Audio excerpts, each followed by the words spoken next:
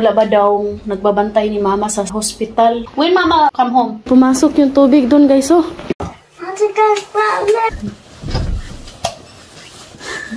Tarong di. Ano medyo mami ka? Ay,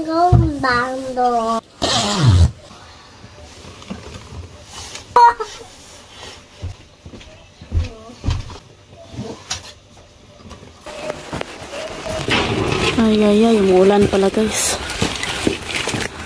So, 8:24 na dito. Pas ng ulan.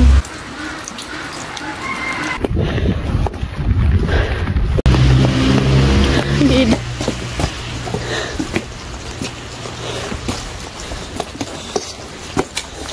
Nahatid ko na si Edie. And alas 8 na dito pero parang alas 5 pa lang. Pati yung mga bata nalilito daw.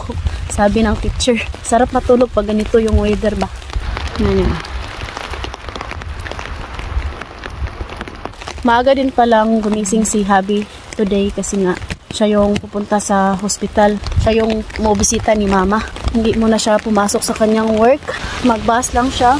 Pagpatuloy lang natin na idasal si mama guys. Sabi ng doktor na kailangan talaga daw mag-ingat si mama. Iwas na siya sa mga bugat-bugat ba. Meron pala tayo dito gatas ng baka. Kaya nga natin itong pakuluan.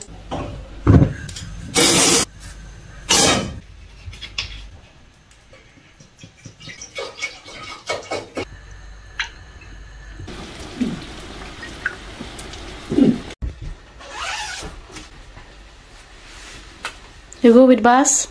No. Good for the milk. Bye. Bye. Disregard to mama there. Yes. Maybe also when I go to rain. Please, my love. Bring umbrella. I'm begging you. My love!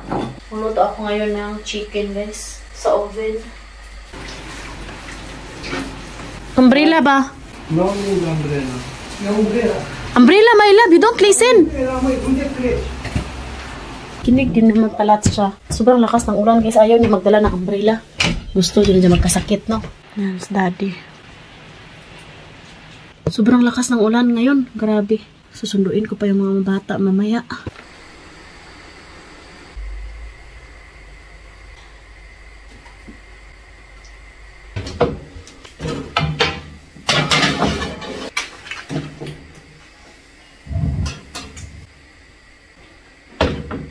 Pag ganito na guys, kailangan natin itong patayin. Tama na yan. Palamigin natin tapos after, ilagay natin sa bote. Yung maluto natin. So ayan guys, 11 na dito. Maya sunduin na natin yung mga bata. Malapit na rin maluto yung niluto natin dito sa oven. Ang daming nagtanong kung wala ba daw nagbabantay ni mama sa hospital. So ganun po dito sa Romania guys, hindi ka pwedeng samahan. Kasi nga dito sa Romania, maalaga rin sila ba? Yung mga nurse na ang mag-aalaga sa mga pasyente. Sila na yung magpakain. Buti na lang kasi nga kami, pwede kaming makabisita. Bili lang kami ng mga needs ni mama dun. And ayun si Habi, siya yung nagpunta today. Ito na yung chicken natin. So ayan guys, magsundo na ako sa mga bata. Pinatay ko na yung oven. Lakas ng ulan. Dala ko ng 3 payong. Ilang araw nang umuulan dito guys.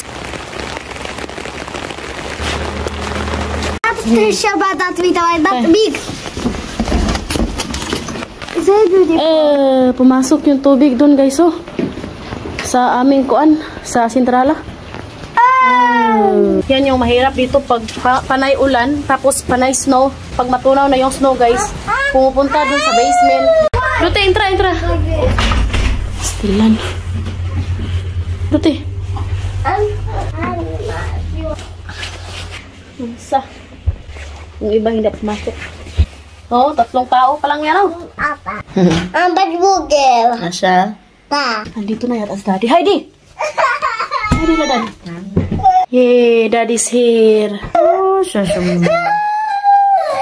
Nandito na si Daddy, guys. Kalimutan ko, guys. Meron palang stick off. Bumili ako kahapon. Yan. How's Mama? She's like yesterday. And? She recovered step by step. She went in toilet alone. Really? Da. This is a good news. Yes. And she eat?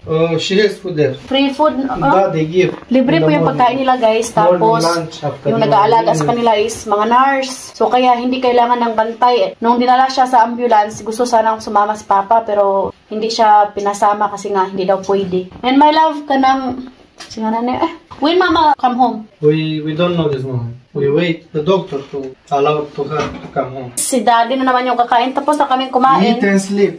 Si Papa, mamaya na daw kay sobrang busy ni Papa guys sa labas kay yung tubig pumasok dun sa basement. So ayan guys, maraming salamat sa inyong lahat. Bye! Bye!